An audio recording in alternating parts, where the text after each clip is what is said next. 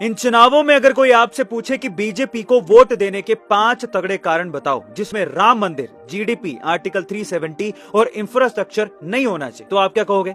मैं आपको बताता हूं। पहला, साल 1995 में आया मुस्लिम वक्फ बोर्ड एक्ट। अगर वक्फ बोर्ड को लगता है कि देश की कोई भी जमीन उसकी है तो कानूनी तौर पर वो जमीन वक्फ बोर्ड की ही हो जाती है, और अगर आपको ये जमीन वापस लेनी है तो आपको हाई कोर्ट या सुप्रीम कोर्ट नहीं बल्कि वक्फ बोर्ड के कोर्ट में जाना पड़ता है। दूसरा, पीसीटीवी बिल जो 2013 में आने वाला था, इसके तहत अगर देश में कहीं पर भी कोई दंगा हुआ तो आरोपी हमेशा मेजोरिटी यानी कि हिंदू ही होगा। तीसरी वजह, भारतीयों की विदेशों में बढ़ती साख, जिससे हम भारतीयों का नाम अमेरिका और रूस जैसे देशों में इज्जत से लिया जाने लगा है। चौथा, मैं भारत में रहता हूँ और भारत में रह के ही सनातन धर्म का अपमान मैं नहीं देख सकता। पांचवा, पाकिस्तान नहीं चाहता कि बीजेपी चुनाव जीते, और जो मेरा दुश्मन देश चाहता है वो तो मुझे हरगिज नहीं करना, क्योंकि इससे हमारे देश का ही नुकसान होगा।